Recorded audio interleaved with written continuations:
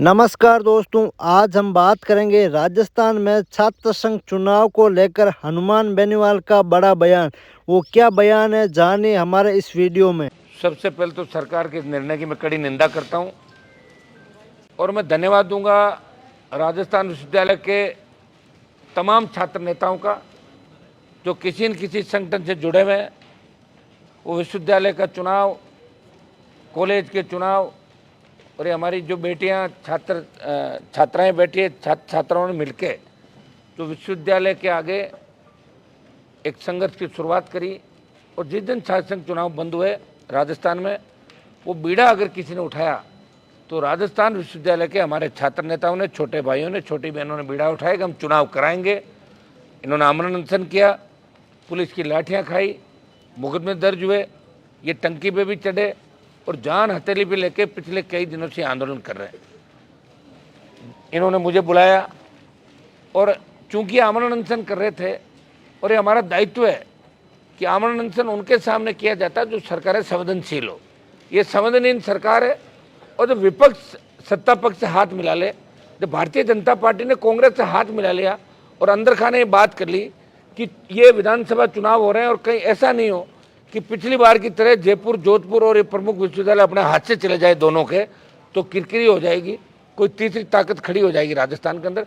इसलिए दोनों ने अंदर खाने बात करके चुनाव को बंद करा। ये मूक सहमति, ये जो सहमति है भारतीय जनता पार्टी की, बीजेपी के किसी बड़े नेता का बयान, उनका जो संगठन है विद्यार्थी परिषद, छोटे छोटे मामलों में आंदोलन करता मुझे नजर आता है, लेकिन उस संगठन ने इस छात्र संघ चुनाव कराने को लेकर एक भी आंदोलन राजस्थान के अंदर नहीं किया। दुर्भाग्यपूर्ण बात है। और मुझे जब ज्ञात हुआ कि बच्चों की तबीयत बिगड़ रही है, इन्हें बार बार कमिश्नरेट डरा धमका रहा, वहाँ पे छात्र संघों की स्वायत्ता को खत्म करने का प्रयास किया जा रहा है। विश्वविद्यालयों की हमारी स्वायत्ता थी, एक जमाना था जब हम लोग अध्यक्ष हुआ करते थे, हमसे पहली पीढ़ी के जो अध्यक्ष थे, कहीं न कहीं कांग्रेस और भारतीय जनता पार्टी के अंदर भी आज अच्छे पदों पर बैठे हैं, कुछ सरकार में मंत्री है। और छात्र संघों ने देश को बड़े नेता दिए, कई स्टेट के मुख्यमंत्री छात्र संघों के माध्यम से निकले। और छात्र संघों के माध्यम से जो नेता जाते हैं बेबाकी से अपनी बात भी रखते हैं, काम करने का उनका स्टाइल होता है, और चूंकि वो लोकतंत्र की पहली सीढ़ी में पॉलिटिक्स के अंदर आ जाते हैं और ये उनकी एक ट्रेनिंग होती है। और उसके बाद जब विधानसभा लोकसभा के अंदर जाते हैं तो निश्चित रूप से उनका एक अलग जलवा देखने को मिलता है। इस जलवे की वजह से जो लोग बिना चुनाव लड़े, बिना जीते हुए आते, उनके मन में एक कुंठा हमेशा रहती है कि यार ये तो प्रेसिडेंट था, ये कॉलेज का अध्यक्ष था। तो हमने तो इसके अंदर एक बात ये रखी थी कि तमाम संगठन साथ आए और हम मिलके चुनाव राजस्थान में करवाएं। जब मैंने इनकी तबीयत बिगड़ते देखी, इन्होंने मुझे बुलाया, तो मैं खुद गया और मैंने इनसे अपील की कि एक बार आप अपना आमरण अनशन समाप्त करें। इन्होंने मेरी बात मानी। दोबारा इन्होंने छात्र संघ के पूर्व अध्यक्षों का सम्मेलन कराया। दुर्भाग्य से उसमें 3-4 पूर्व छात्र संघ अध्यक्ष आए, लेकिन आज मुझे नज़र आ रहा है कि ज़्यादातर लोग यहाँ उपस्थित नहीं है। कहीं न कहीं चुनाव का समय, कोई सोच रहा है कांग्रेस की टिकट मिल जाएगी, कोई सोच रहा है बीजेपी की मिल जाएगी, कोई ये भी सोच रहा है कि मैं काम करूँ नहीं, बस खाली मेरा नाम ही हो। तो नाम यहाँ बिना काम करे मेरे पास तो हो नहीं सकता। आप भी जानते हो सारा जो सिस्टम में चलने वाला आदमी हो। मैंने बच्चों को ये रात को भी कहा, मैंने कहा हम बिना झंडे का आंदोलन राजस्थान के अंदर करना चाहते हैं, जिसके अंदर आप लोग आगे रहेंगे और हम आप लोगों के पीछे रहेंगे और हम सरकार पर दबाव बनाएंगे कि चुनाव की घोषणा सरकार इस साल के अंदर करे और ये सरकार जवाब दे इस बात का। मुख्यमंत्री जी ने ये तो कह दिया कि चुनाव नहीं कराएंगे। नहीं कराएंगे मतलब परमानेंट चुनाव राजस्थान के अंदर नहीं होंगे। जब वसुंधरा ने चुनाव बंद कराए थे 2004 के अंदर, तब 2009-10 के अंदर हम चुन के आए। और मुझे याद है कि सबसे पहले मामला मैंने उठाया, बेल में धरना दिया, और जब मैंने 1 घंटे का धरना दिया तो उस समय कांग्रेस बीजेपी के जितने भी छात्र संघ के पूर्व अध्यक्ष थे एक एक करके धरने पर आ जाए कि कहीं फोटो में पीछे नहीं रह जाए कि हनुमान अकेले को क्रेडिट मिले। ये मैंने देखा था विधानसभा के अंदर। तब सीएम ने बोला खड़े होके कि हम चुनाव करवा रहे हैं। हो गए चुनाव। उसके बाद जिस तरह चुनाव बंद किए, कई बार हाईकोर्ट चुनाव बंद कर देता, कई बार सुप्रीम कोर्ट बंद कर देता। अब की बार सरकार ये कह रही है कि हम जो सेमेस्टर सिस्टम देश की सरकार लागू कर रही है। मुझे आप बताएं, शिक्षा जो है वो स्टेट का इश्यू है, ये केंद्र का इश्यू नहीं है। हर स्टेट अपने हिसाब से पाठ्यक्रमों में फेरबदल करता रहता है। हर स्टेट इसके लिए स्वतंत्र है। चुनाव स्टेट का हिस्सा है, वो चुनाव कराएं कि नहीं कराएं, पंचायत चुनाव कराएं कि नहीं कराएं, छात्र संघ चुनाव कराएं कि नहीं कराएं। लेकिन दुर्भाग्य से सेमेस्टर सिस्टम की बात उच्च शिक्षा मंत्री कर रहे हैं। मैंने बात करी उनसे 3 बार। मैंने कहा आप चुनाव क्यों नहीं करा रहे हो? कि मैं चाहता हूँ सेमेस्टर सिस्टम। मैंने कहा आपको पता भी है क्या कि 2020 में हो गया था सेमेस्टर सिस्टम का, तो फिर ये अभी तक चुनाव क्यों चल रहे थे? और जब सेमेस्टर सिस्टम की अपन बात करें तो दिल्ली विश्वविद्यालय, जो मोदी जी दिल्ली के अंदर बैठते हैं, इनके मानव संसाधन जो मंत्री है वो दिल्ली में बैठते हैं। जब डीयू के चुनाव हो रहे हैं, घोषणा हो गई, तो राजस्थान विश्वविद्यालय के अंदर चुनाव क्यों नहीं हो रहे हैं?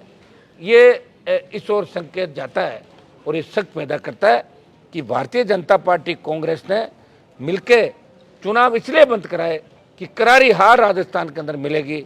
इस बार ज़्यादा निर्दलीय और ज़्यादा तीसरे मोर्चे के उम्मीदवार जीतेंगे तो चुनाव में किरकिरी नहीं हो जाए, जो मिला जुले का खेल 25 साल चल रहा है वो खेल हमारा ख़त्म नहीं हो जाए, इसलिए इन्होंने दूरी बना ली। अब जब हमने छात्र संघ का वो कार्यक्रम किया इनका पूर्व अध्यक्षों का, मेरी कईयों से बात हुई, सब ने एक ही बात कही कि हम इसके अंदर हम मिलकर साथ देंगे। लेकिन दुर्भाग्य इस बात का है कि आज मैं देख रहा हूँ कि जो भी हमारे चाहे जो विधायक बने, सांसद, और कैरियर ऐसे किसी का ख़त्म नहीं होता, और ऐसे पार्टियों में रह के भी कैरियर जिंदा नहीं होता। कई लोगों को मैंने देखा कि सबका कैरियर थोड़ा ही बनता है, किसी न किसी को तो लड़ना होगा। अगर भगत सिंह ये सोच लेते कि मुझे फांसी होगी तो भारत माता आज़ाद कैसे होती? तांत्या टोपे, मंगल पांडे जैसे लोग ये सोच लेते हैं। हमें इस राजस्थान के लिए लड़ना है, और मैंने ये ठान रखी है, पार्टी बना के संदेश दिया। और मैं इन छोटे भाइयों को तकलीफ में इसलिए भी नहीं देख सकता कि मेरी राजनीति राजस्थान विश्वविद्यालय से शुरुआत हुई थी। मेरी राजनीति शुरुआत विश्वविद्यालय अध्यक्ष के रूप में हुई थी, और उस जमाने में अध्यक्ष का बहुत बड़ा रुतबा होता था, राज्यपाल के बराबर चेयर लगती थी। मुझे याद है मालवीय नगर के अंदर जब रावण दहन का कार्यक्रम था तो राज्यपाल के बगल में अध्यक्ष की कुर्सी लगी थी। लेकिन धीरे धीरे लिंगदो कमेटी लाके छात्र संघों को कमज़ोर किया गया। आज स्थिति ये हो गई कि छात्र संघ अध्यक्ष को जब चाहे वाइस चांसलर सस्पेंड कर देता है। अभी वर्तमान भी राजस्थान में जितने भी छात्र संघ चुने हुए हैं, तो शायद मई के अंदर इनके कार्यालयों पर लोक लगा दिए। आप चेक कर लें कि जब तक नया चुनाव नहीं होगा तब तक कार्यालय पे अध्यक्ष का ही वो रहता है, अध्यक्ष ही उस कार्यालय के अंदर अध्यक्षशिप करता है, वो कामकाज करता है लोगों के। नए जो जुलाई अगस्त के अंदर बच्चे आएंगे चुनाव से पहले, उनकी समस्याएं सुनते हैं। लेकिन दुर्भाग्य इस बात का कि सरकारों को इसके अंदर मजा आने लग गया। पूरा इंटरफेरेंस सरकार ने कर, कायदे से तो कुलाधिपति गवर्नर इन विश्वविद्यालयों को मालिक होते हैं, लेकिन जब कमजोर गवर्नर आ जाते हैं जिनको पता ही नहीं क्या हो रहा क्या नहीं हो रहा, सिर्फ पढ़ गया आप कागज और सुन ले। कई जगह हमने गवर्नर देखे जो मुख्यमंत्री के सामने हो जाते हैं। हमारे गवर्नर साहब को तो बयान देते हैं, उनकी उम्र भी बहुत ज़्यादा हो गई। तो चूँकि ज़्यादातर गवर्नर जो बनाते हैं वो 80 पार के ही बनाते हैं। एक ले जाके बिठा दो, किसी राजनीतिक से हटाना तो उसको गवर्नर बना के बिठा दो। अब मैंने तो एक बात ये भी की थी कि गवर्नर के पद और ये भी फालतू के पद है, कितना खर्चा होता है इन पदों में बताओ मुझे? इनका चाय नाश्ता खाने का जब हिसाब किताब देखोगे ना, हमारी तो हर चीज़ आप ले आते हो। जब गवर्नर और इनका काम क्या होता है, सरकार जो लिख के देगी पढ़ना है वो तो खुद ही पढ़ लेगी सरकार पर। जब यही काम रह गया तो जो डाकिया का काम करते हैं गवर्नर, तो गवर्नर का पद भी हमने ये कहा कि गवर्नर का पद नहीं होना चाहिए देश के अंदर, ये फालतू का खर्चा है। प्रधानमंत्री जी, आप खर्चे कम करने की बात कर रहे हो, हमारे सांसदों का तो आपने 2 साल का 10 करोड़ रुपये काट लिया कोरोना के नाम पे, तो क्या उससे कोरोना मिट गया क्या देश के अंदर? सांसद विकास कराने के लिए जाएगा तो उसके पास पैसे ही नहीं होंगे तो डेवलपमेंट कहाँ से कराएगा बताएं मुझे? लेकिन फिर भी हम लड़ाई लड़े। प्रधानमंत्री जी, मेरी अपील है आपसे कि गवर्नर का पद खत्म करें, फालतू के जितने भी पद हैं जिनको कोई लेना देने उनको खत्म करें। आपको वैसे ही शौक है कि भाई आप 2 ही लोग रहें देश में तो हो जाएंगे, फिर ये करना चाहिए, क्योंकि बिना काम के गवर्नर बैठे हैं। मैं इसके अंदर विशेष रूप से करना, इन सब छात्र नेता जो है बैठे हैं, ये भी अपनी अपनी बात बारी वाइज एक मिनट अपनी बात सब लोग रखेंगे। पहले मैंने इसलिए रखी कि प्रेस कॉन्फ्रेंस बुला के इनको सपोर्ट मैं कर रहा हूँ। मेरी पूरी राष्ट्रीय लोकतांत्रिक पार्टी जी जान से इनके साथ खड़ी है। मैंने इनको ये भी पूछ लिया कि अगर आपको ऐसा लगे कि हनुमान जी के झंडे से किसी को तकलीफ है तो मैं बिना झंडे के आपके साथ आ सकता हूँ, और आपको लगे कि झंडे के साथ आंदोलन करना है तो आप लोग जैसा कहेंगे मैं तैयार हूँ। मैं पूरी ताकत के साथ राजस्थान में अभी हम जो घोषणा कर रहे हैं, या अभी हम तारीख की घोषणा करें 1 मिनट बाद, कि हम पहले जितने भी संभाग मुख्यालय राजस्थान के, उसमें यहाँ जो टीम बैठी है, कुछ प्रमुख जो चेहरे हैं इनके छात्र नेताओं के, तो ये प्रमुख चेहरे राजस्थान में एक यात्रा की शुरुआत करेंगे। प्रत्येक कॉलेज विश्वविद्यालय के अंदर जाएंगे, कोऑर्डिनेट करेंगे एक दूसरे से, और जितने भी संभाग मुख्यालय राजस्थान के बड़े विश्वविद्यालय हैं बीकानेर, अजमेर, जोधपुर, कोटा, उदयपुर, भरतपुर, सीकर, अलवर, जहाँ यूनिवर्सिटी है वहाँ मैं भी, अगर इनकी इच्छा होगी तो मैं भी चाहूँगा कि व्यक्तिगत रूप से वहाँ उपस्थिति करूँ, छात्रों की रैलियाँ वहाँ पे, नौजवानों की रैली हो, सरकार पर हम दबाव बनाएं कि छात्र संघ चुनाव हमारा अधिकार है, छात्र संघ चुनाव बहाल करो। और उसके बाद जयपुर राजधानी में 1 लाख से ज़्यादा छात्रों की बड़ी रैली हम आगामी दिनों के अंदर करेंगे।